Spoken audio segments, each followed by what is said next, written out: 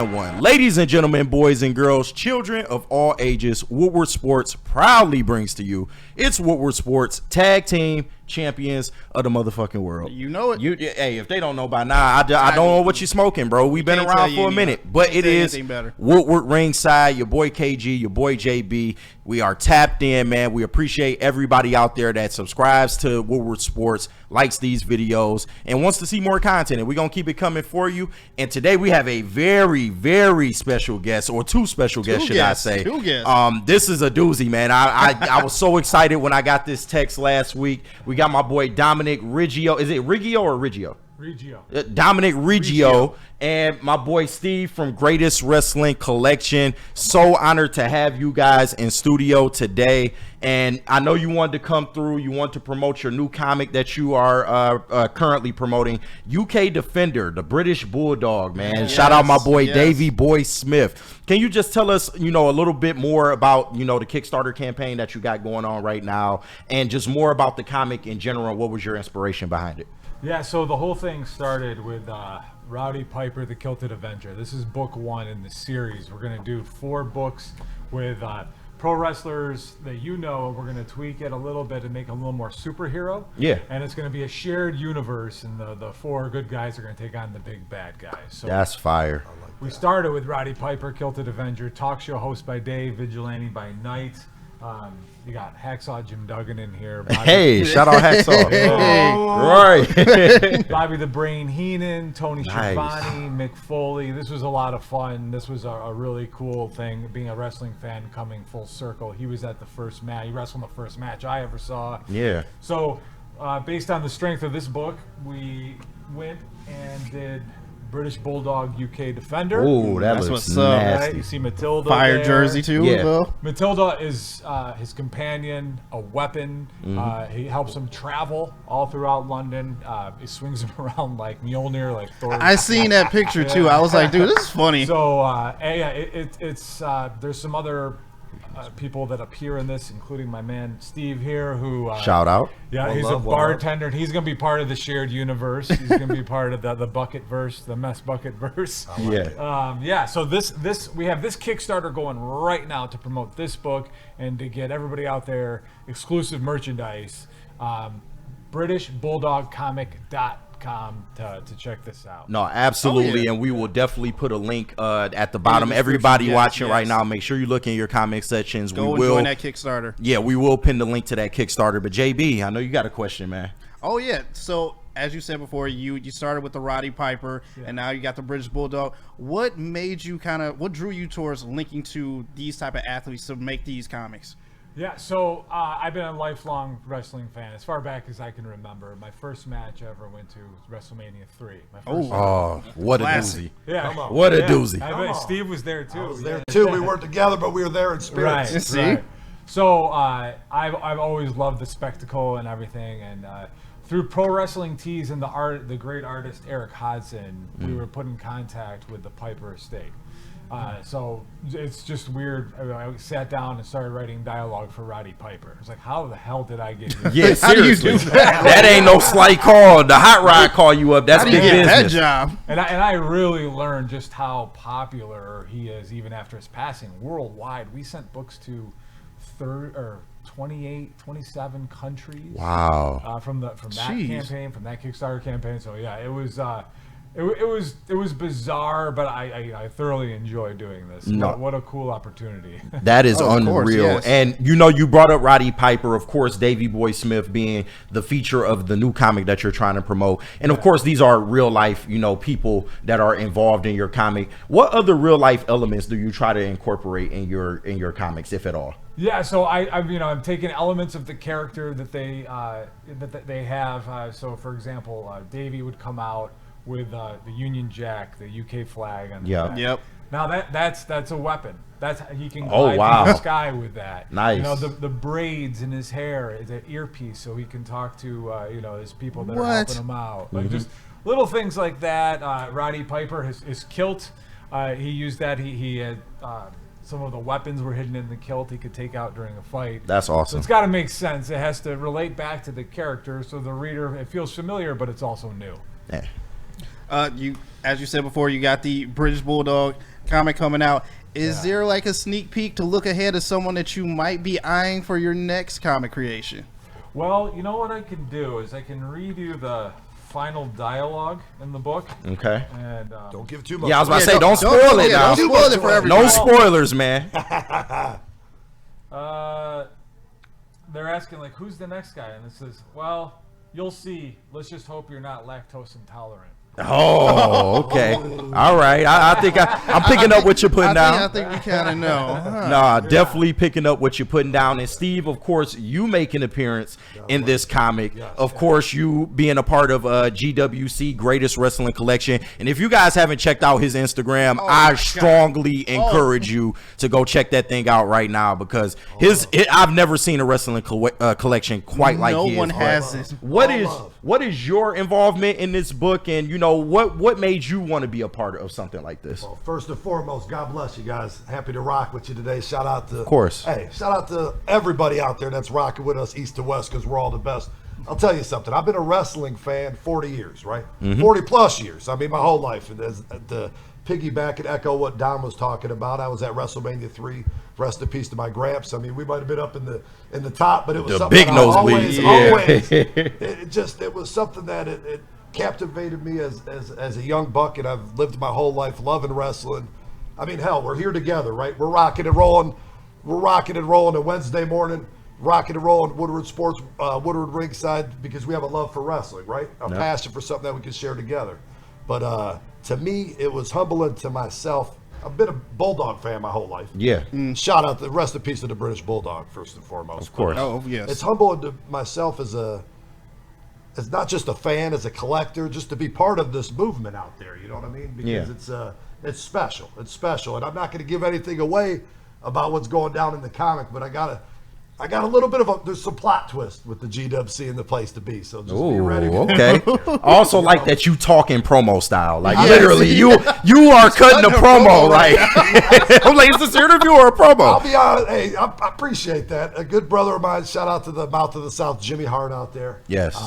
About 10, 12 years ago, he told me something that I've always held real close to me. He says, baby, a wordsmith is somebody that has it or you don't have it. It ain't something that you learn. You got it or you don't, baby. And I'm going to tell you something, baby. GW, you got it. So you got to run with it, stick with it, do it, baby. And to this day, I talk to Jimmy a couple times a week. We're good friends out there. And I hold that close because he himself is a wordsmith, right? And those of course. fans, whoever managers you love out there, Jimmy Hart's always going to be in the discussion, at least if he's not at the top of the Mount Rushmore. But I take that as a compliment. No, absolutely. Compliment out there. Absolutely.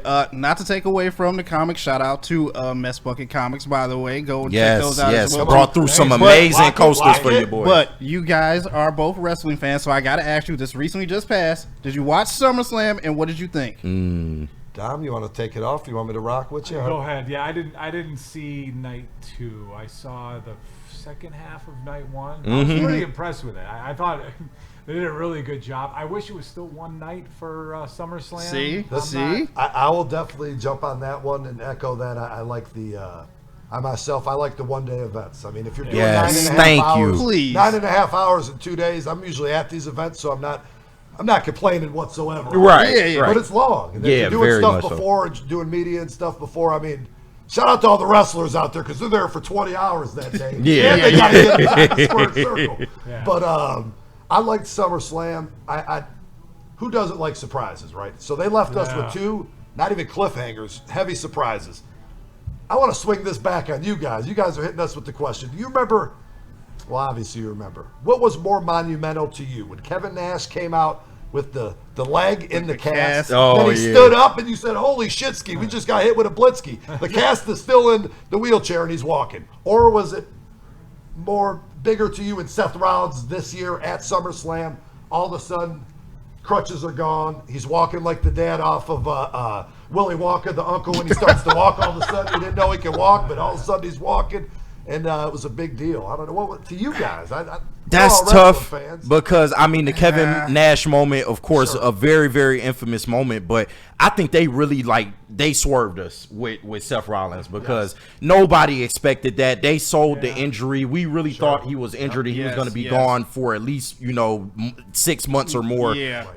And they put so many big expectations on him. Of course, with the Money in the Bank briefcase, you kind of see where they're heading for the future in terms of who they want to carry the company going forward. But for him to get hurt in that spot, I thought it was just like, damn, that's unfortunate for Seth Rollins. 10 years to the day that he did it back then, back in 2014. So for them to swerve us like that, I thought that was brilliant by WWE, Triple H, and the gang. They absolutely cooked with that one. But see, that's what I love. That's what's the part about being a wrestling fan, that you can sit here and get swerved like this, and that you can still be surprised by stuff like this as well too, because this was the ruse of the century. No one thought this man would just show up, drop the crutches, and be everything's okay. Becky even swerved us before on socials when you're out with the kids with the crutches, like just playing it off once again. Eisen show, like, you know what? Yep, I'm hurt. I'm out. What do you guys want to talk about? We I absolutely love getting should have swerved known. like this still right now at the age that I'm at as a wrestling fan. It kind of reminded me of that fake Mark Henry retirement. Oh, that was yes. great. That was great. The Salmon suit, oh man. That is a legendary moment. Shout out the great Mark Henry, of course.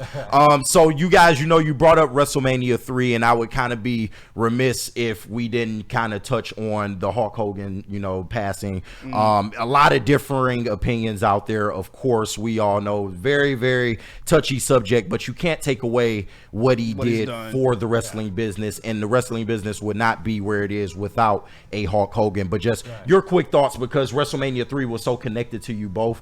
What was your initial thoughts when you got the news of the Hulk Hogan passing? I mean, myself, and I mean, even to this day, that's not going to change, anytime soon. It was tough. It was rough. Myself, personally, I looked at Hulkster as people had Batman, people had Superman, people had Spider-Man. And these are heroes, superheroes. My superheroes were wrestlers growing up. So my superhero was Hulk Hogan. My superhero was Macho Man. These were people I looked up to as larger than life.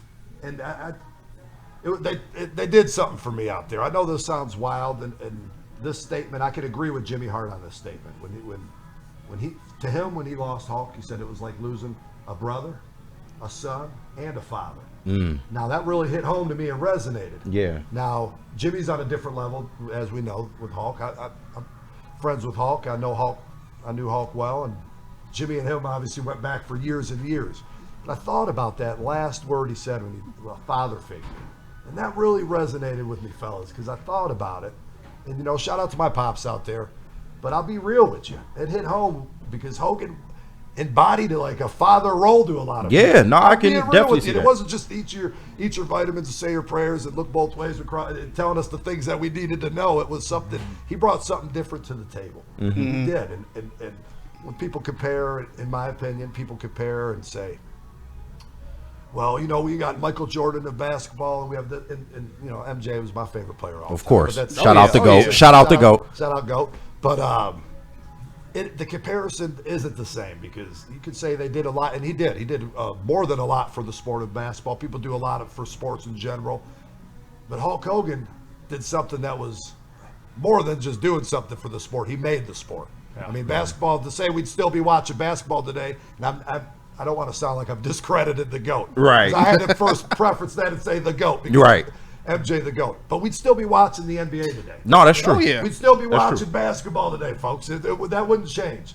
Hulk Hogan did something for wrestling that we would not necessarily would even be watching wrestling today. I can't call it. I don't have a crystal ball and could look into the future, but I can say this.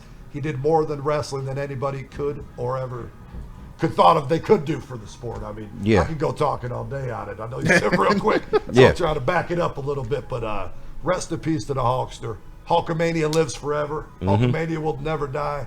And that's a one love situation station. No, I try to look at it that way as well, like what he represented Sure. as opposed to maybe the person Yes. that Terry Yes. Bollea was. Because, like I said, very checkered past, but you absolutely cannot take away just some of the impact that he had on lives. Like you said, like he was a father figure to a lot of people. Yes. I can definitely understand that sentiment. But JB, you have anything else? Oh yes, Steve. GWC, Greatest Wrestling Collection. I've only Unreal. got to see pieces of this.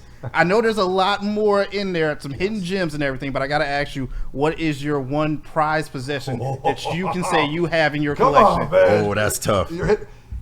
Shout out to my 3 amazing kids out there. But I always say when I get asked this question, it's like picking your favorite kid. Yeah. I love them all the same. I love all my kids the same. Yeah, sure. No, Cash, Penny, and Amelia, I love y'all. But hey, check this one out.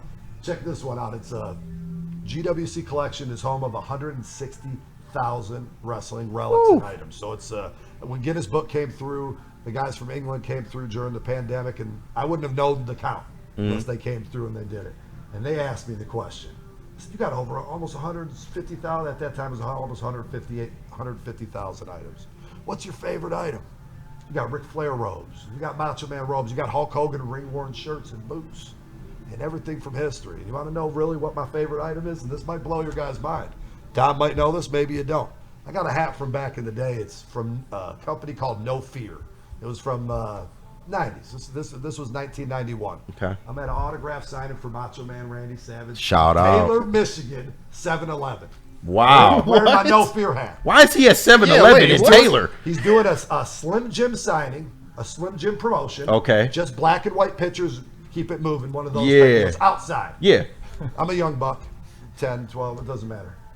I'm old enough to where I'm seeing Macho Man. Oh, yeah. That's I embody Macho Man's spirit animal. But in a nutshell, I get to the front of the line, my hearing goes out. I know you know the story. I feel it happening. And I've never had a spell of passing out before.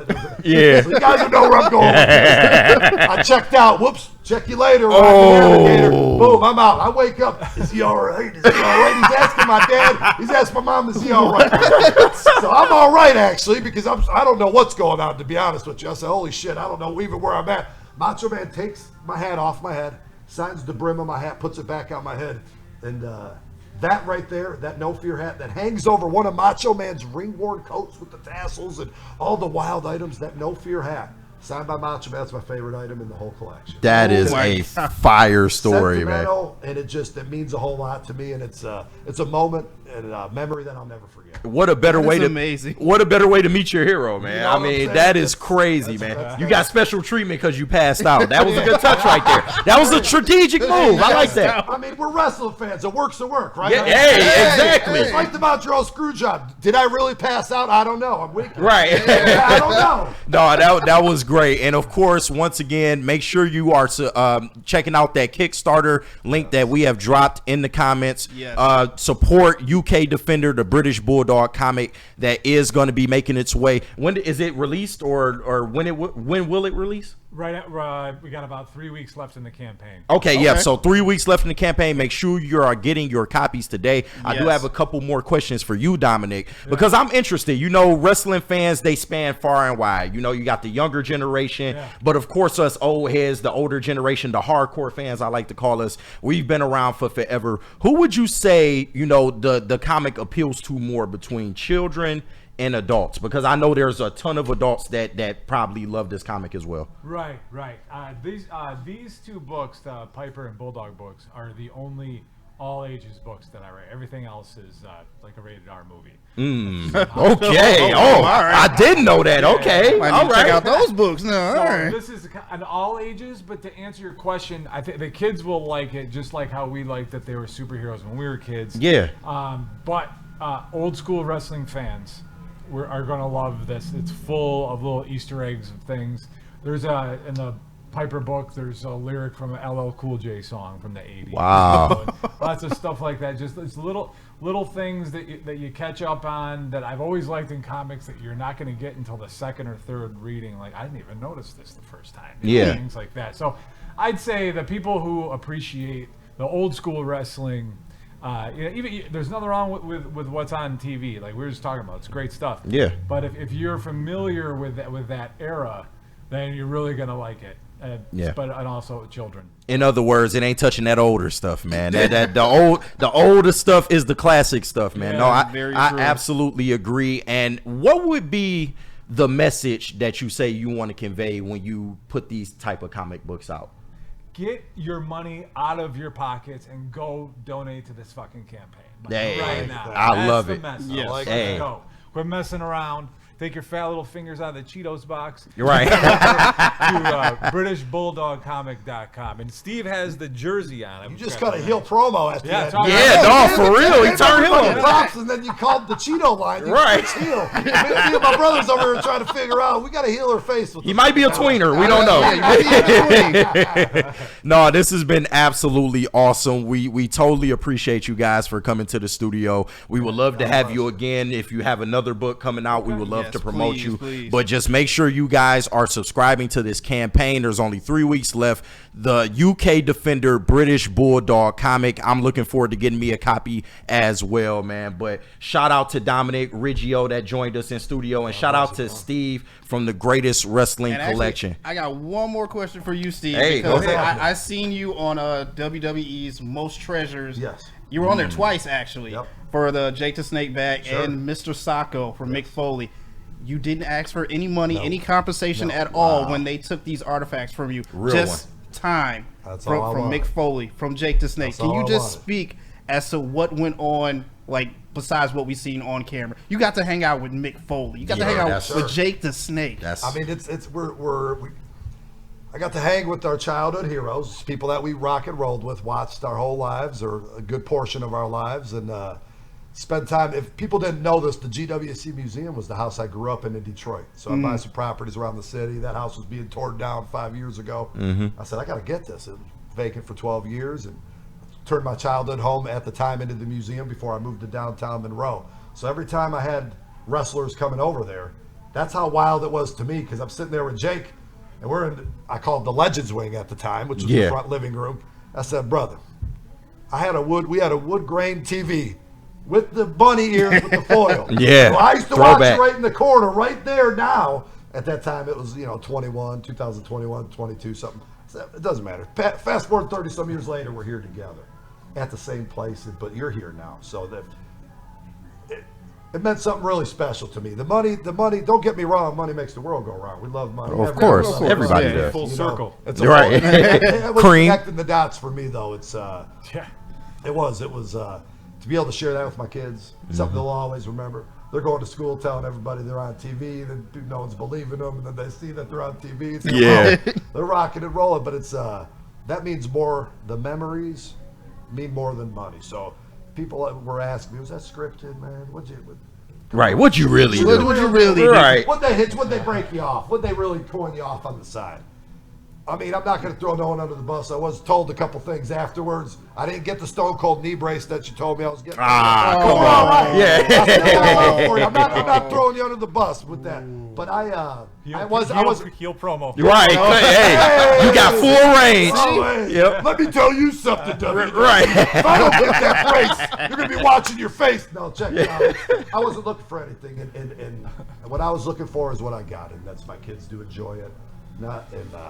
That's what happened, and we made the lifetime memory, man. So That's I'll amazing. always take that with me. That is so cool. I No. appreciate that. You guys got VIP. Come down, gwcontheriver.com. They can book their tours. I do weekly tours.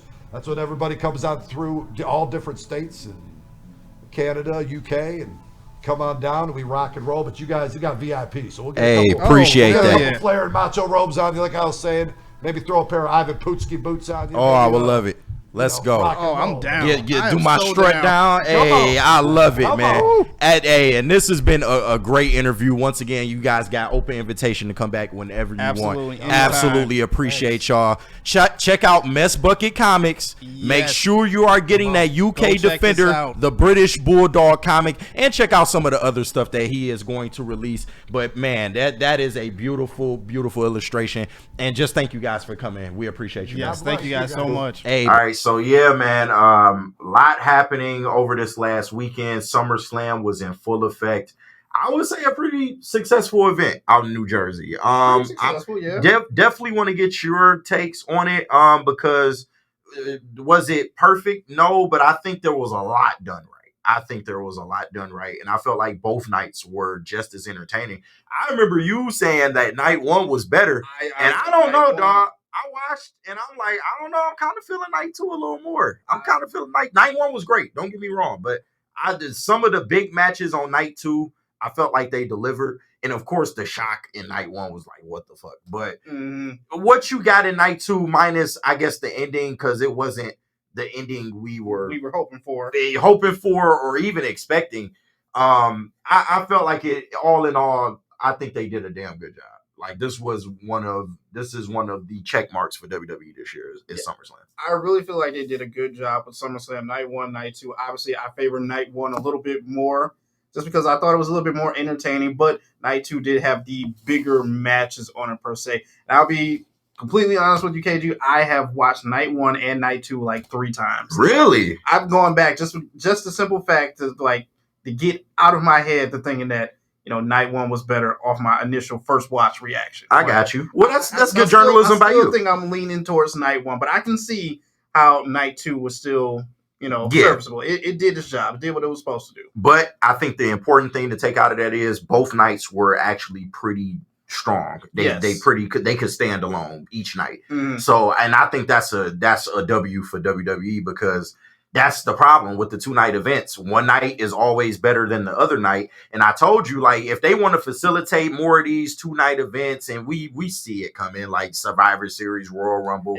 there are official talks underway to make those 2-night events. And it makes sense. That's the WWE's big four. They are considering Money in the Bank, which I understand it. I would stay off of Money in the Bank, though. Let's keep that one night, and we could just have the men's and the women's ladder match. Let's just keep that to one night. But I can understand the reasoning behind it, because Money in the Bank has kind of grown to be one of their 5th best pay-per-view.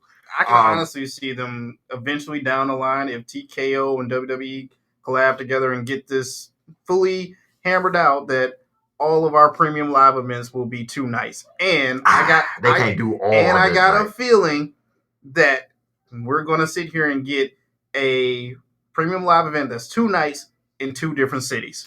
I do think that'll happen, and that'll be fire. I think that's personally a fire idea if you can execute West Coast and an East Coast. It depends on which one's going to be night 1 or night 2, but they're taking it back to what was like WrestleMania 2 when they did this, I believe. Yeah.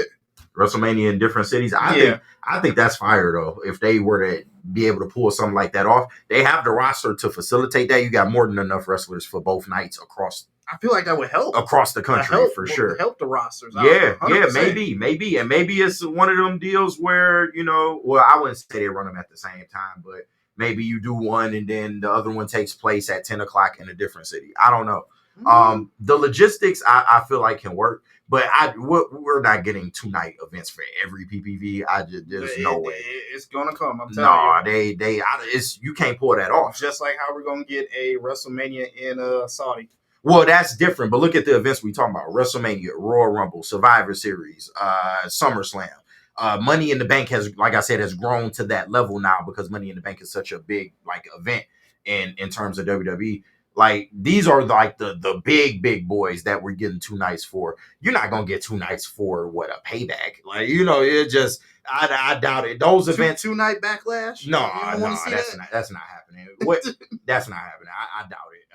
It's only because those are your B-level pay-per-views, and they try to put on the best show they can put on, but it's not the same as like a SummerSlam or Royal Rumble, where you're trying to put the best of the best out and you're trying to flesh out your best storylines. I don't think we'll get to that. I'm telling you, it's gonna be a day. We're gonna see it. Not 2 nights for everything, but we're gonna see it. 2 nights for the big 5, absolutely. Like that is going to happen. Like, that is a guarantee.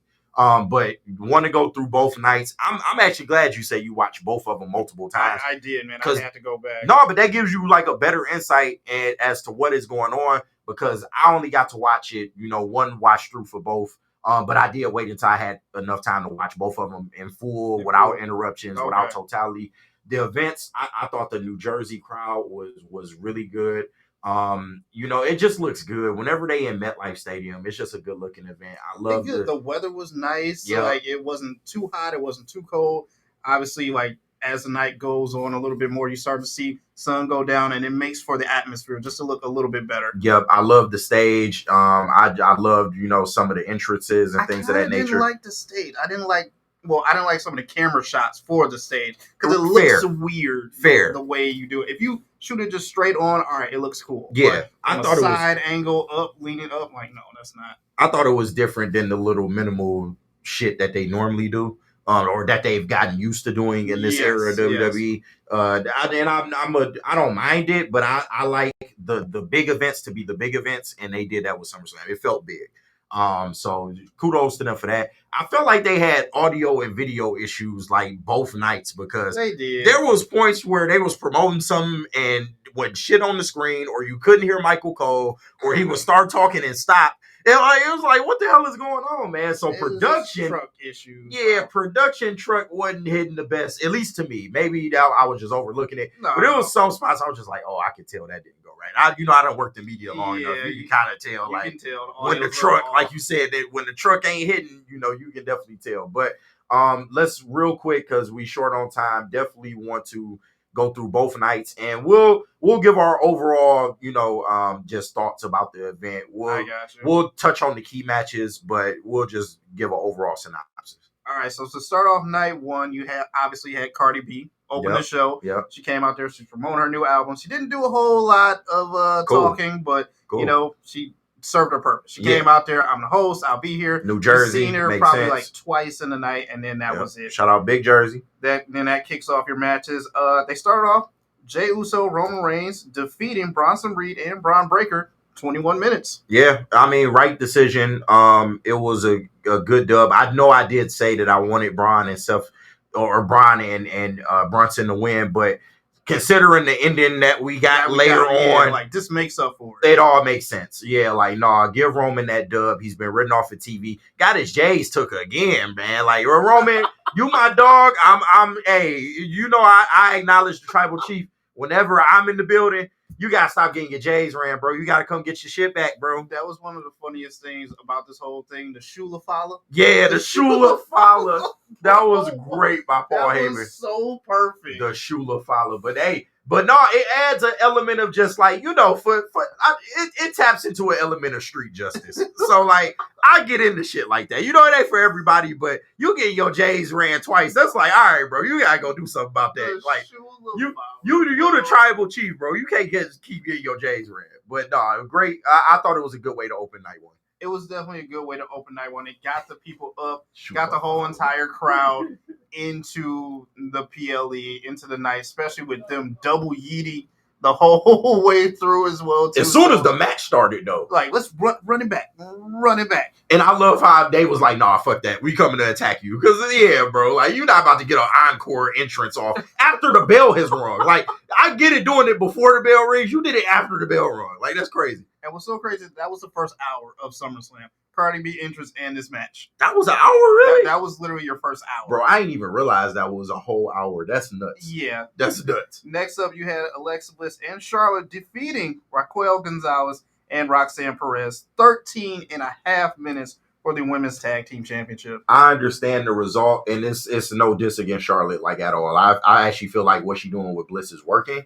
I just felt like you should have kept the belts on Judgment Day because they are red fucking hot right now. Y'all buying into the Raquel Rodriguez. You buying into Roxanne being a part of this group.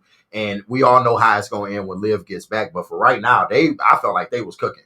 I love the entrance. I love the look of them together. Like, their chemistry in the ring's real good.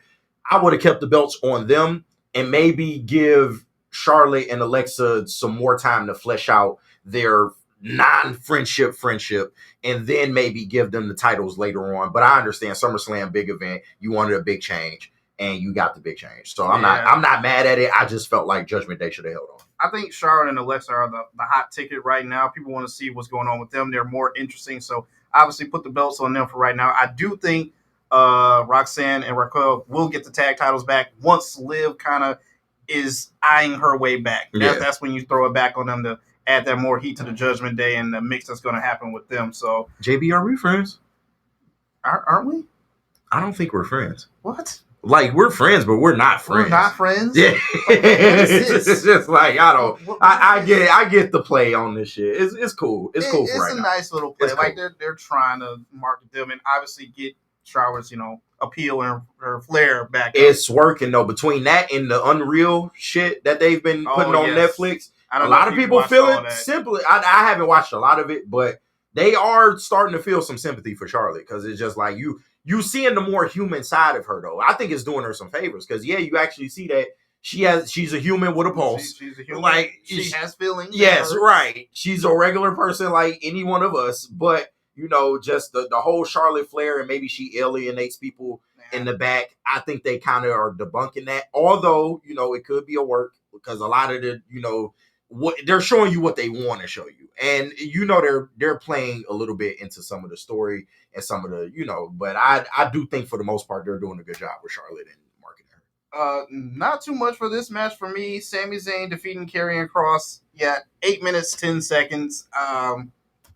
This was weird. So Karrion got his new deal. Yes, he did get a new deal. So I'm more okay today than I was at the time. Yes. But at the time, I'm just like, why are y'all doing Karrion Kross like this? And it did maybe seem like if they gave him the loss here, then it was gonna result in him not getting his contract renewed. But seeing that his contract is renewed, cool. I'm rocking with it.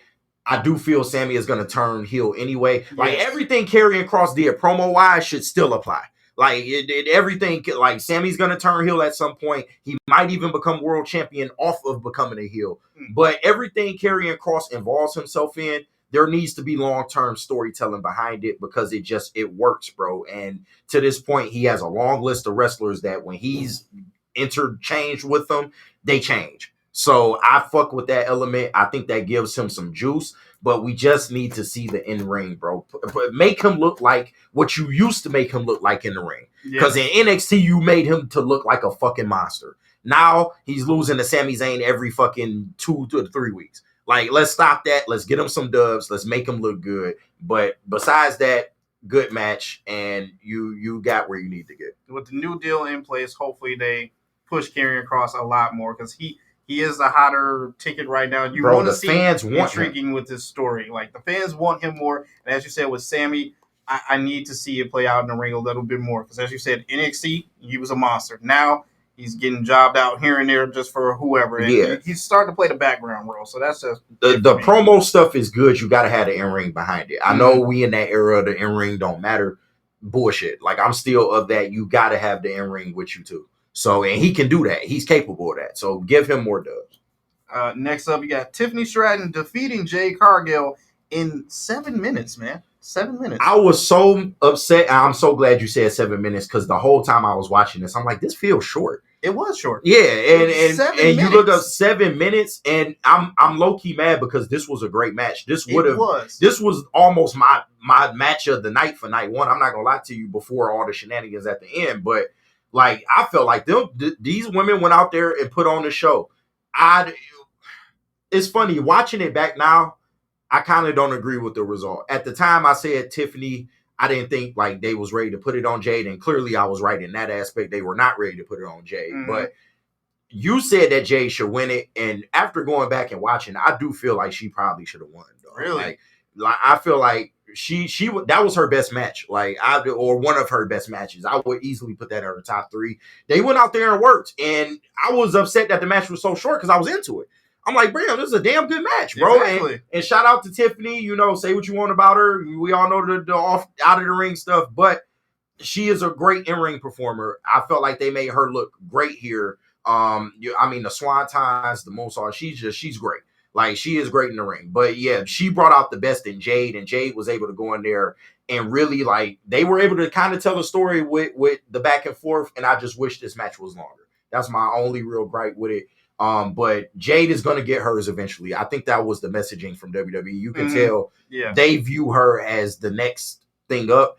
They just trying to give her, make her pay her dues, I guess you would say. I guess, but I agree with you. Once this match was done, I wanted more, but then I could also see why doing it in a short fashion worked and helped out both of them. It covered up some mistakes Jay made here and there, and it also didn't get us too fatigued of Tiffany as well too. Because I sort of feel like her matches are all like gymnastic matches, given her athletic background. Yeah, like it feels more like a competition than a match with her when it comes to her. But then again, after watching Unreal, I can kind of see why. All right, keep the strap on Tiffany, just because we're not hugely set on Jade running with it just right now. They're eyeing her, but it's just not right now. I'm not mad at the build either, because when she does win it, I feel like it'll be a big reaction. But at least you are getting her in ring up to par now. And I feel way more confident, like, going forward. I think WrestleMania for her next year, like, is going to be big, bro. Yes. Like, I really do. Because I feel like she may get the title before the year is out, and then her and Bianca is, like, right there. Yep. It's right there. Yep. This next match you probably didn't care for is Logan Paul and Drew McIntyre defeating Jelly Roll and Randy Orton in 17 minutes and 5 seconds. That's crazy. They cut the women short for this. 17 minutes. But I get it. Celebrity, blah, blah, blah. The match itself, I will give it. It was somewhat entertaining. Wasn't my favorite match by far. That was really, the match where I'm kind of like checked out a little bit, going to get food. But I did tap in for a majority of this match. Jelly Roll got maybe 45 seconds of offense the whole match. And I'm not gonna lie, I do kind of like the angle of you making the fucking celebrity lose, because I would have put my fucking house mortgage on, it was gonna be Jelly Roll and Randy with the dub, just because it's Jelly Roll, and you know what that is. But the fact that they let the heels win, like they let a more experienced Logan Paul, celebrity, and Drew McIntyre win this match, I wasn't mad at it. But the match itself, I mean, Jelly Roll, it's not the best WWE celebrity match I've ever seen from him. Not saying that he was like atrocious, but just he didn't get much offense in. He took bumps like a champ. I will give him that. That table spot was fucking insane. That shit was insane that he took from Logan Paul. But overall, he played into it. Him thinking about going backstage, the security trying to pull him out, him getting back in the match. It was all right. It was just okay. This was a very entertaining celebrity match. Yes, I will agree. Jelly Roll does not have that much of offense, although they tried to hype this man up like he was about to win the title next year for some odd reason. Choke slam I don't know why. They played it off with the stretcher, trying to carry him back to the back like he was fucking Mankind or something. Right, he's coming back to the ring. Right. No, he's coming back. In his nose and shit. I was like, what are we doing right here? Like, it's not the best celebrity match I've seen, but it was okay. It was entertaining. I think I'm actually happy that Drew and Logan won this match rather than I swore to God it was going to be Randy and Jelly Roll. Like, because that's just how celebrity matches go in WWE. Like, you do want the celebrity to get that shine, make the crowd feel good, blah, blah, blah. But no, for them to let the heels get the dub, I thought that was a surprising turn. But besides that, it was whatever. It was good filler for the shit that we had yet to come. Yep. And finally, the main event of night one, CM Punk defeating Gunther in 30 minutes and 18 seconds to win the World Heavyweight Championship. And then afterwards, we get the Ruse of the Century with Seth Rollins returning, dropping the crutches, and cashing in his Money in the Bank. I low-key don't like that they call it the Ruse of the Century, because the heist of the century is just like perfect, bro. Heist, twist, and now Ruse. Yeah, we don't need to keep putting nicknames on that, but what he did was like amazing. And the Gunther CM Punk match, it kind of got off to a slow start for me. But once they got into it, you started to see, okay, like Gunther, still a fucking mauler in the ring. Y'all may not agree with his in-ring style. Some of y'all anyway. I know Gunther does have a big legion of people that support him. Yes. But I can understand to the casual fan, or maybe somebody that's just not a fan of that style, that is kind of boring. It's no real sizzle to it. A lot of slaps, a lot of chops. I get that. But that's just Gunther. And I love that about Gunther. He is that strong style, coming from the UK. That's his style of wrestling. I like that. So, because it reflects more realism to me. But yeah, once him and CM Punk kind of got into a rhythm, the drama of the match like turned up after a certain point. Yes. And CM Punk winning was perfect, bro. Like you felt like he went through hell, he earned it. Mm-hmm. And for Seth to come out, I'm not gonna lie, like, and when he came out, in the back of my head, I'm like, bro, what if he really ain't injured? But I wanted to, because you know WWE sometimes they do just the stare off, the standoff. Mhm. So I thought this is what this was. All right, see him, Seth coming out. He still got the briefcase. He letting y'all know, hey, I'm still got the briefcase. I'll be back at some point. I thought it was just gonna be that. But he dropped the crutches, or once he started walking back, I knew then. I'm like, oh yeah, this no fucking way Once they I got us seen like this. Paul Heyman not walking back with him and just kind of stepped to the side holding the briefcase. Yeah, I'm oh, like, something's up. dog, they got Something's us, bro. up. But beautiful execution by WWE, and maybe what's her name did a little too much, giving it away on her social media. Oh, Becky Lynch, Yeah. she did a little too much foreshadowing. I don't pay attention to that stuff, so it was a genuine surprise for me. I'm like, oh shit, he's back. Like, oh shit, but I thought the execution was perfect, and that was a great way to end night one, just on a cliffhanger. Like, nobody saw this coming. Well, some people did, but majority didn't see this coming. Execution was perfect, and that's probably the reason why I like night one a little bit more. Just a simple fact, like, yeah, the match started off really slow, but once they got into it and got going and flowing, it was like, all right, now I'm invested. I want to see what happens more. Gunther's obviously going to be out for a couple months. He's getting nasal surgery. Mm-hmm. That's why Michael Cole was trying to sell it so much when he got underneath the table and obviously he bladed himself. Yeah. He was like, is that coming from his nose? Yeah. His nose is broken? I hate when Michael Cole do that. He always give it away. But yeah, there's that. Obviously, he was bleeding from his head, not his nose. Right. We realized that. But Punk got the win. You felt it. You felt the emotion of him finally getting over this hurdle, winning at WrestleMania, the main eventing it as well too, and to see Seth Rollins come out there, I was like, "You bitch! Yeah, don't do this! Don't do this!" And he does the ruse of the century that had us all fooled. Which, you know what, as a wrestling fan, still today, like, I'm happy that they got me. Real quick tidbit. I don't think that's where the money is going into WrestleMania, though. Like, we are going to get CM Punk and Seth maybe at the Royal Rumble. I think so, yeah. I think the money is in Roman and Seth at WrestleMania. That's what I want to see more. That is what I want to see more. Roman and Seth, I think this is what they fourth match they would have had, but Roman and Seth for the World Heavyweight Championship. And that is, I think that's the perfect way to elevate the World Championship. Because I can't lie, like, even having the belt on Seth, it looks more important with it on Seth. Mm-hmm. And I know we haven't had that many World Heavyweight Champions since they brought it back, but it just looks right on Seth. Like, he brings a level of, like, validity. It don't feel like a second place belt when he has it. Gotcha.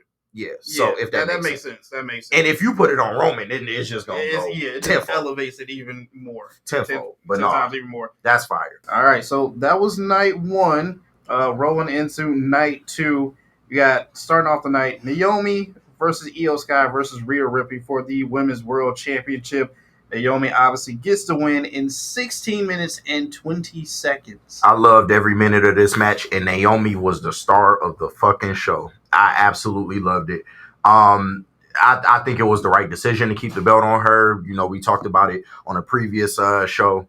Yeah, everything about this match was good. Arguably match of the night, to be honest with you.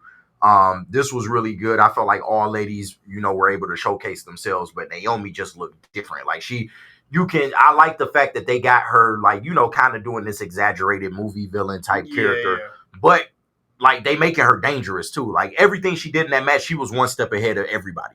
Like, she was cunning the whole time, and I love that. I give her more of that, but Naomi she fish grease right now. She is killing anything you give to her, and y'all made her look like a fucking dog in this match, and I love that, bro. Shout out to Naomi, but this was a really good match, bro, and I was okay with the result. This was a really good match. I'm okay with the result as well, too. Obviously, Rhea Ripley started it out from the entrance. Michael Cole giving the note that Rhea has never won at SummerSlam. So they're like, all right, this is going to be a continuing trend. Mm-hmm. But this match and this night was set up for Naomi so perfectly. With the entrance, with her father, that was and dope. The finish as well, too. And afterwards with the post-commentary comments that she had at the post-show as well, too. She is amazing, this night was made for Naomi. I am so proud of her and just, rising to the occasion in this moment that she's had right now. No, she's doing her thing. I think Trips is really behind her, and I am just interested to see what the next chapter for her going to be, because she's already taken on some of the big names on Raw right now, like I said, Rhea and Io.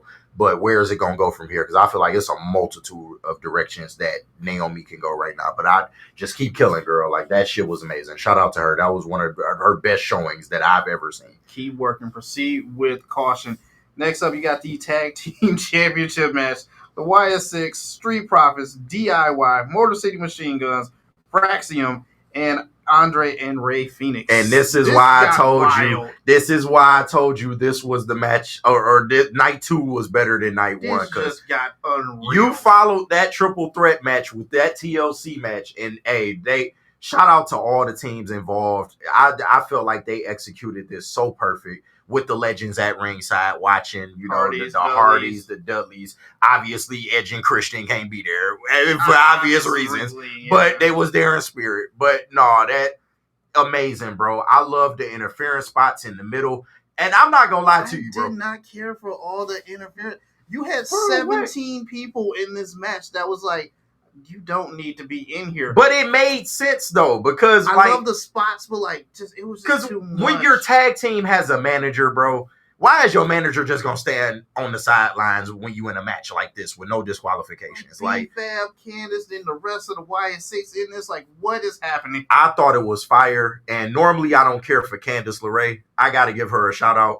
When she fell off, that bump, like, dog, I thought bro. she died, bro. I ain't gonna lie. If When you they look at Montez Ford's face, he was like, he just murdered a white woman. dog, on for real, bro. The way she hit the ladder was crazy, and then the sale afterwards, I thought she was dead. Like when they panned back over and she was face down, like, oh, and her just sprawl. I'm like, dog, they killed Candice LeRae on that TV. And the like, fact that Gargano was looking back and forth, should I go check on her? right, and then he did though. I'm gonna win the match. All right, let me go. Dog, that's bro, no, the interference spots was top tier in this one. And they all made sense. Like B-Fab, although we ain't seen her with the Profits I in a was minute. like, what the fuck is B-Fab? Yeah, no, that threw me for a loop because we ain't seen her with the Profits in a minute now. But like everybody, it made sense. Like Candice LeRae for DIY, you know, what's her name or Nikki Cross for the YS6. Yeah, like bro, I thought that was well timed. I thought they was well executed. And yeah, bro, the bumps were fucking insane, bro. And I thought this was a great TLC match. Shout a great out TLC to match. Dawkins taking that Spanish fly from the Dog, top that to was the another table, wild spot. getting so close to the side barrier. I thought he was fucked up. I thought he was fucked up because the way he bounced once they like went through the table, I'm like, oh, bro, Dude, like that hurts. Like I don't care what you think they make these props out of and shit like that. That's not gonna feel good. You do a Spanish fly from the top rope to the floor outside. Like that shit is not gonna feel good. That shit hurt. He was doing interviews after the match backstage, and like you could tell like he was hurting. Like he didn't want to talk much, and bro, he just like wanted to go and like sit down somewhere. That was tough. The fact that he was able to continue wrestling after that was amazing. I'd have been cooked after that. Hey, my night's done. Yeah. Well, I guess the Profits ain't winning because I'm not getting up. Like, Profits ain't winning. But shout out to everyone involved in this match. It was amazing. YS6 come away with the win. Great TLC match though. And they're promoting TNA. They were promoting TNA and AAA both nights in this match, especially given the fact that the Hardys and the Dudleys have their final matchup in TLC in a TNA Bound for Glory coming up. Yep. So, looking forward to that. Also, do you think they had the right winner with the YS6 real quick? I guess it makes the YS6 important. It gives them something rather than just they're back and we don't have anything for them. They're just around in the area. Yeah. Like I said, they've been missing for so long, obviously with injuries and things like that. But it's just like if you don't bring them up or do something with them, we're going to forget about them once again. And it's a shame. We knew Andrade and Ray Phoenix wasn't going to win. I liked them as a team, though. Yeah. But we all know the money is in getting Penta and Ray Phoenix back together at some point. It ain't going to be right away. But I felt for everyone else. We done seen everybody else with the tag titles. We've seen the Profits. We've seen, DIY. I thought that this was a good look for the YS6, and they can build off of this because now Uncle Howdy got involved in the match. And that's the missing link here. Uncle Howdy, he is the leader of the group, and he has yet to do anything big since being back. I think they need to lean more into Uncle Howdy and him maybe on a conquest for gold. And you can do it in the Wyatt way with the videotapes, the messaging, on the whole bit. But I agree, give more to the YS6. Absolutely. Give more to the YS6. Next up, the Women's Intercontinental Championship, Becky Lynch defeating Lyra Valkyrie. We got an appearance from Bayley at the end of this match, but these ladies, they got 25 minutes, man. And I wasn't mad at it. And I know you're not a Lyra fan, but once again, she went out there and she hanging with the big dogs. I felt like, her getting handcuffed. They actually executed or zip tied. Yeah, excuse me. Because he was using handcuffs later on that night. You're right. Oh, right. But no, the zip tie angle, they normally don't execute it in modern day like they used to execute it in the Attitude Era. I felt like this was more toward the Attitude Era style of executing like the handcuff spot, because it was really a struggle for her to get out of these like zip ties. I mean, like she a got out of realistic it at one point. Yeah, but it was a realistic struggle. She didn't get out of it right away. She was trying to find multiple answers throughout the match. She getting her ass beat the whole time. She trying to find how to get out these handcuffs. It was realistic. And it added an element to the match that was like, okay, we haven't seen this before, because Lyra and Becky, we done seen them multiple times now. Fans could get bored with that. The timing and the how long they executed that angle, I felt like it was great, because it added a level of intrigue to this match to where it kept you locked in. Like, oh shit, like how is Lyra gonna get out this shit? And she was getting her ass whipped while she was handcuffed. She eventually got free. You knew she would, but once she did, it was like the match totally turned around. We did get the Bayley spot. We kind of predicted Bayley would have involvement. Yeah. She screws Lyra over unintentionally, of course, but that leads to the drama between those two. I felt like for a rivalry that kind of started off with, I ain't really feeling this, I don't feel like it's got a lot of juice. I'm getting more and more invested in Lyra, Becky, and now Bayley, because you don't know where it's gonna go from here. Like Becky, she's a heel. We kind of got that. She's in this new iteration of the man. Like the man is like holding us down now. I kind of like that. I love the new entrance song. By the way, she should have been had it. I hate the new entrance song. But it's better than like, bro. It is better than that. She not the steam Irish woman no more. Like, come on, bro. Like, she not working on a fucking train. Give her a real song. So I fuck with that part of it, but she got a direction. But as far as like Lyra and Bayley, I can see it going either way. I can see Lyra going heel. I can see Bayley going back heel. She kind of like in between right now. I think it's a level of intrigue there that they can play out. I think I'm more interested in Bayley versus Lyra than I am the three of them back together once again doing this. I did enjoy this match. I will say the hardcore element to it added to it. The botch with the zip ties kind of like took me out of it for a second, but Lyra was just getting her ass beat. She sold it though. She sold it like I'm really in danger because I'm handcuffed. Like with everything, I will say we didn't need a second night of here's the pipe. You know, you should hit her. Right. Once again, because you already got that with Sammy in night one. You could have did something else with that, but Bayley ends up screwing her out of this match. And hey, you know what? They're going to have a beef sooner or later down the lines as well too. So really quick side note, I'm getting tired of the kendo stick, bro. Like already? Yeah, bro. What is the purpose of the kendo stick? Why is kendo sticks kendo stick shots that they try to take? Yeah, like I'm just no. It's so tired, and then one person they'll keep hitting them, and then the other person to take it somehow and get to hitting them. I don't know. The kendo stick kind of overplayed to me, but I get it, wrestling tradition. But it's not like the kendo sticks back in the day with like real kendo sticks. Yeah, with Ken Shamrock and Steve Blackman. Them was real kendo sticks. But when you think like realistically, why are kendo sticks under a WWE ring? It doesn't make any sense. It makes zero sense at all. Like, this is not a karate school. Like, why do we have kendo sticks? Just randomly got kendo sticks. All right. Yeah, like a lot of them, like 8 of them under the ring. Like, what are y'all? Y'all not using this to build the ring? Like the toolbox makes sense. The kendo stick, the toolbox, the trash can, table, okay. Sledgehammer, I don't really know. Sledgehammer, yeah, because you hammering in some of the nails for the ring. I could get all of those. The kendo stick makes no sense. That and the stop sign makes no sense being under a WWE ring. But that's just me, though. That's just quick side note, dog. My pet peeves, my long list of pet peeves with wrestling. It's all right. I'm with it as well, too. Next up, you have the U.S. Championship match. Solo Sikoa, Jacob Fatu in the steel cage match. Solo gets the win in 12 minutes and 40 seconds. Was that too short? A little bit too short.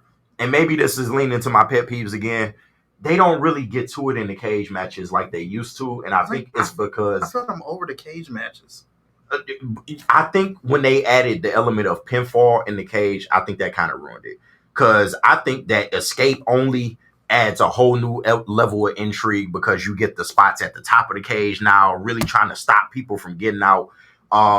I'm kind of sick of the door being an option too. Everybody gets hit with the door. Open the door. Yeah, open the door. The heel is gonna get hit with the door by somebody. Mm-hmm. Like they kind of overplaying it, and they don't get to it in the cage matches like they used to. Yes. Like it should be a miniature Hell in a Cell match when you get into a cage. Like it should be brutal. Y'all should be utilizing the cage a lot more.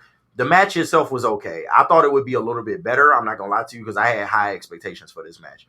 But you got to where you needed to get to. I do agree keeping the belt on Solo. It was just I thought it would just be more. And maybe that's I don't know. But I just thought that this match left me wanting a little bit more from it. I agree with you the exact same. I wanted more out of this match. I had high hopes, but the whole element of it's in a steel cage, it's just going to be them two together. Within 5 minutes, the MFTs were literally invading the cage, trying to get in and interfere in this match, which just kind of ruined it for me. And I'm dog, like, stop making one MFT look way stronger than the other ones. Like, if you're going to have a group of with you, they need to all look formidable in some way. It's always JC Mateo, and it's always Tungaloa getting beat the hell up. Mm-hmm. And then it's Tyler. Oh, okay, he's the threat. He's the real problem. He's a big problem. Like, I just think if you want to make this group look credible, you got to make the lackeys look a little bit more dangerous. Like, somewhat. Yeah, like JC Mateo ain't got no love since he been in the group. And Tongaloa, you already know the story on Tongaloa. The fans have already kind of minimized him, but it's just like, dog. I feel like they could be doing better with that. I agree with you. Like, I wanted more out of this match. Maybe they can pick this back up afterwards. I feel like this match was like better on SmackDown. Better on SmackDown. It's a SmackDown match for sure. I don't think the rivalry is cooked though. Like, you can still milk Jacob and Solo. You just gotta go. You just gotta take a different approach now. That's all. Okay, I feel that.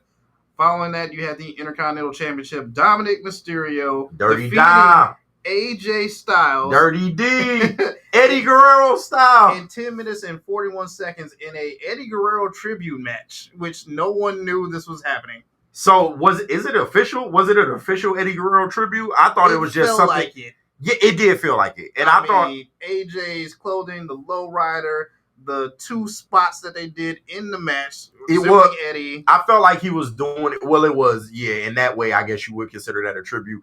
But I thought it was more so he was trying to get at Dom. He trying to, get under Dom's skin. I did love the lowrider entrance from AJ. That was fire. He got to work on the shimmy. He got to work on the shimmy. Yeah, well, he white. So, I mean, what you expect? He ain't got that Latino heat. Even the shirt says Styles heat. I'm like, but I get it, though. I get it. But, yeah, he need to work on that. But, dog, once again, Dom Mysterio, bro, he is cooking right now. He's absolutely cooking right now.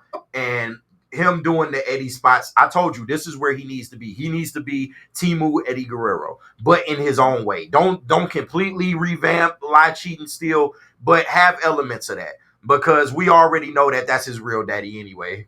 Wink, wink, nudge, nudge. So, and like, you already know Rey Mysterio a deadbeat. We already know these things. So, yeah, bro, I love the fact that he technically should not have beat AJ Styles, but he outsmarted AJ Styles. Okay. And I love how they went back on the replay and showed us when he actually unzipped the boot. Yeah. Because, I didn't necessarily see that in live action. Like, I was so caught up in just the match itself. I had a feeling that this was the way they were going to go about it, just given the hold that he was into. I'm like, are they about to pull this Eddie Guerrero angle again? But I felt like they executed. Did you feel like it was too corny or like just too obvious? But I felt like it was dope. Like, the chair shit was too obvious, but obviously they played on us a little bit. I think for us, it was a little bit obvious because, like, we knew Eddie Guerrero's tricks. We've seen them before. But for anyone else just walking into this match, like, you had no idea that this was going to be an Eddie Guerrero tribute match or something of that type as well, too, because they didn't hint at it at all. They didn't promote it that way. They didn't even bring up any clips about it either. The only thing they did bring up was that, it's the 20th anniversary of the first time we saw Dom, because this was obviously SummerSlam with the custody of Dom and everything like that. That's his real daddy, man. I think it was perfectly done as well, too. There are some little corny elements, but overall, I enjoyed it. Dom is the deserving winner of this match as well, too, so I got to give him credit. No, absolutely. And I like that Dom is not just the chicken shit anymore. Like, Mhm. yes, he still has coward tendencies, but they're making him more realistic in the ring. Like, he was actually going with AJ Styles for a good For a portion minute, of that yeah. match. And I love that, bro. Continue to build him in that exact vein. And, bro, it's going to pay dividends. Like, Don cooking right now. And finally, your main event of night 2, WWE Undisputed Championship. John Cena loses to Cody Rhodes in a street fight, and afterwards, you get the appearance of one Mr. Brock Lesnar. He's beat the allegations, KG. Has he? No, I wouldn't go that far. Let's slow our roll a little bit. He's beat the allegations. Hey, I don't think he's quite in the Diddy wagon just yet. Like, the jury's still out on him, but I didn't see that coming. The match itself with Cody and Cena, good match. It was. Let's start by saying it was 10 times better than WrestleMania. Yes. Like, this shit on WrestleMania by a mile. Like, you actually felt like both of these guys were locked in. You got a little bit more from Cena than the normal 5 moves of doom, punch, shoulder block, motherfucking 5-knuckle shuffle. He was doing more in this match. Well, no, he did a couple more things. We'll give you that. He gave you a Canadian destroyer on the outside. I give him that.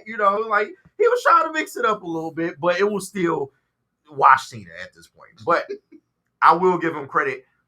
I like seeing Cena better as just a face, bro. And it's crazy. When I was watching this match, the whole time I'm just like, bro, why did they even do this heel turn shit?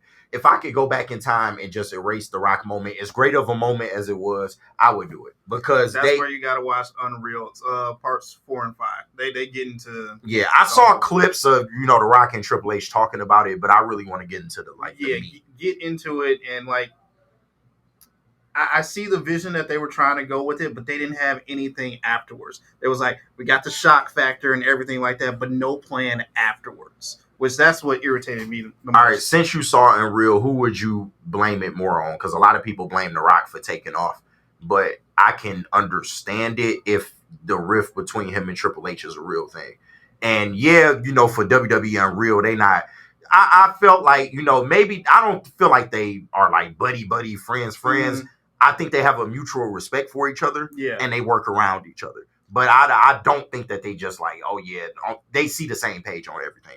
Surprisingly, I don't blame any one of them. I blame Bruce Pritchard because this was his idea to do this. Okay. While the rest of the room all had other ideas of angles that they wanted to go with. But Bruce Pritchard was the one who was like, no, let's turn Cena heel. And they didn't tell anyone what was happening. The only people that knew was Triple H, Bruce, obviously the people in the ring, no one else. They didn't tell the camera truck people, the referees, anyone. No one in the back knew. It was just them. That's a good job on them. Quiet. That's a good job on them being able to execute that. But like I said, man, if I could go back in time and just erase that, cool. Because face Cena is just way better, bro. He has a better energy about him.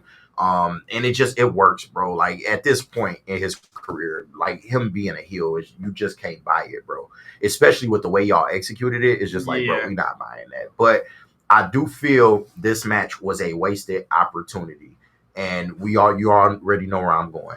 You had a chance to really make Cody look crazy. And it maybe it's still time, because SmackDown tonight, we don't know how he's going to come out and respond. But I felt like you had a perfect opportunity to do the double turn and get Cody to be a heel. And they didn't take it. I understand.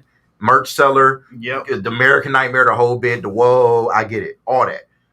You dropped the ball with that. And now, at least with Cena, you kind of got a clear vision. I mean, him and Brock ain't going to be his last match, but I do think it's a good person to throw in there. I heard John Cena requested Brock, and that's kind of the reason for his return.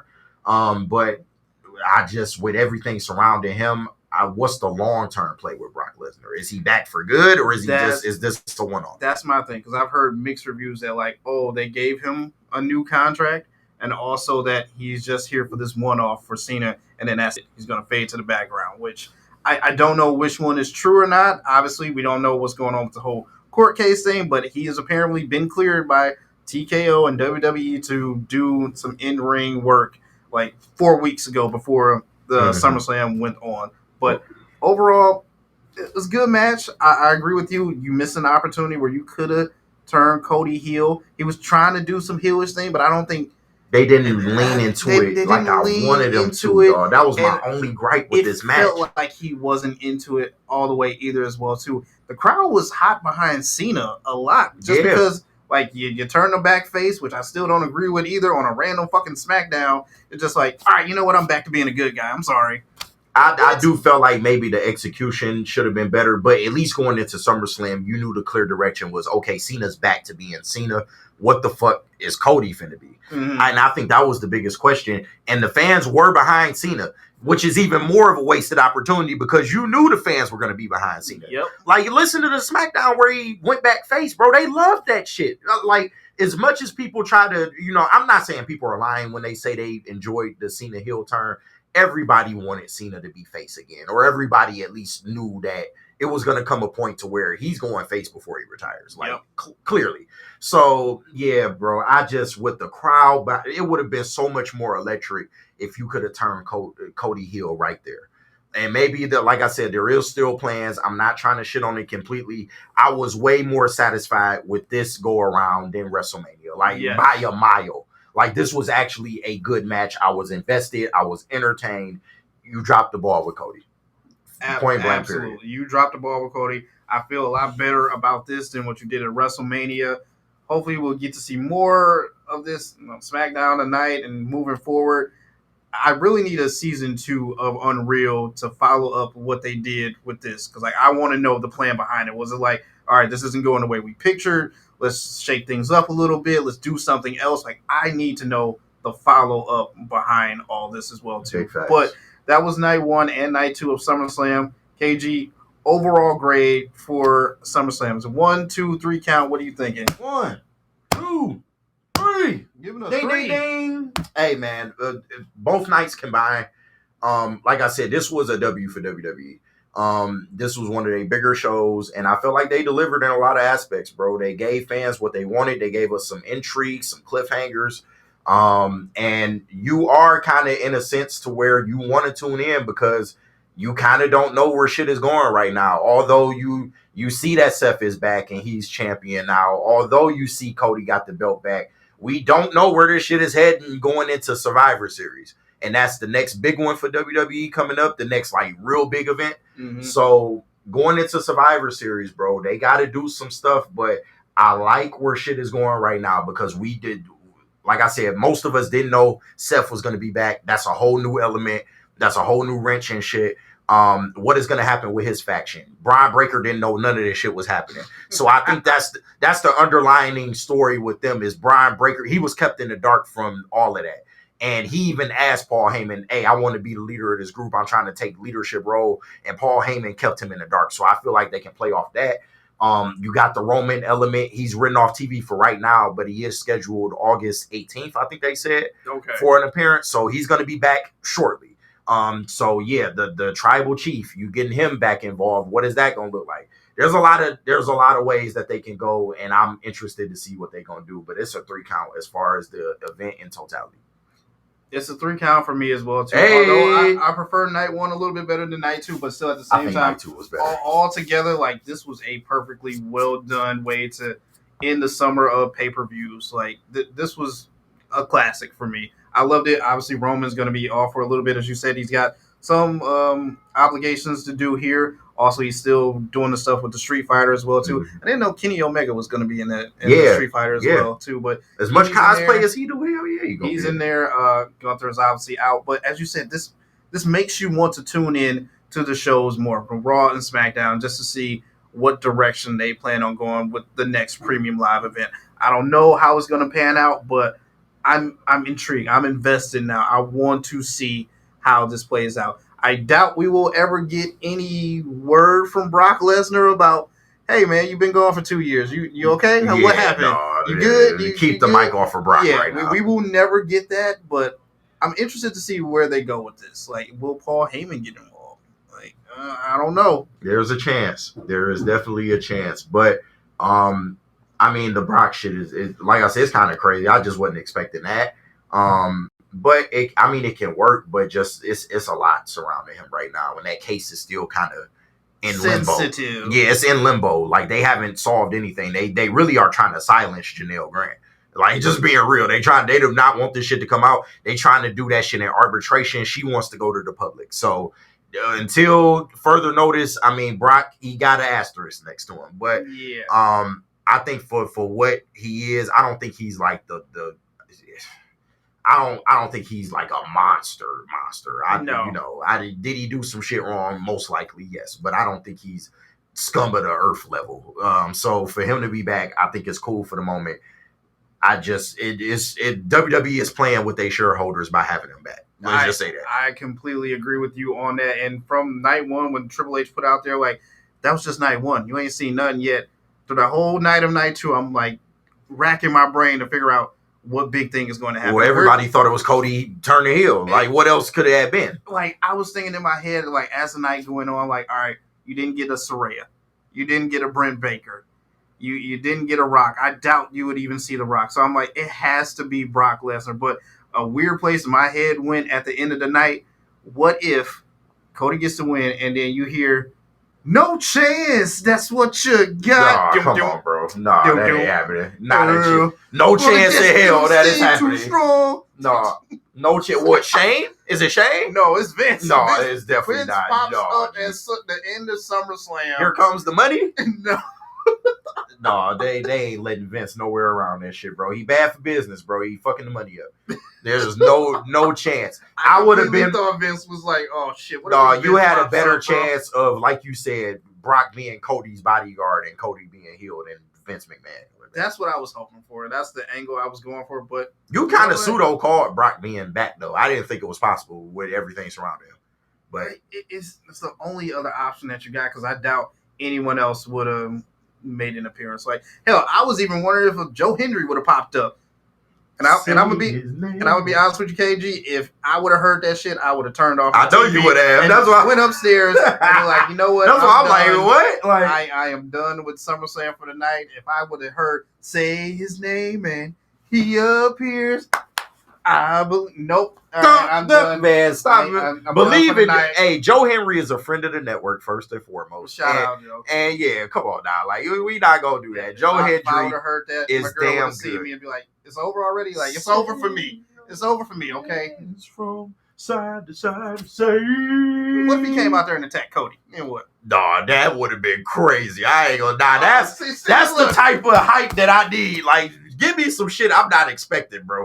I was the man. Joe Hendry come out and attack Cody. That's a whole I'm turning my teeth. The man, what? We'd have been in here going crazy, bro. Well, you for a different reason, but I'd have been happy about it. No, but like I said, WWE, let's keep this train rolling, bro. I feel like they're in a good spot right now. Kind of recovered from the mid stuff that we kind of got in early summer. Now, you know, they get into the end of summer. I feel like they're starting to hit a groove. So I'm really excited to see the CM Punk element. Like, how is that gonna play? Like, it's a lot going on right now, and their execution was spot on, bro. But yeah, with that has been our episode of Woodward Ringside. Sorry, this one is a little more expedited, but busy week, man. Y'all know they working us crazy if you are tuned into the regular programming. Shout out to Lions. Big shout out to the Lions, man. And big shout out to our guests for this episode, Dominic Riggio and Steve from Greatest Wrestling Collection, man. We absolutely appreciate you guys coming through. You got an open invite to come back whenever you need to promote anything. And man, amazing interview, amazing people. Shout out to D-Mac for plugging us with them. Shout out. And yeah, man, this is an amazing interview. I love getting a chance to do interviews with great people, and they were that. Make sure y'all are going to that Kickstarter campaign and get the UK Defender British Bulldog comic. Dominic. Yep, 3 weeks left on that, so make sure you are getting y'all copies, man, and you will not be disappointed. But with that, it's been JB, it's been KG. This has been Woodward Ringside. Like and subscribe to Woodward Sports for more content. We appreciate you. See you later.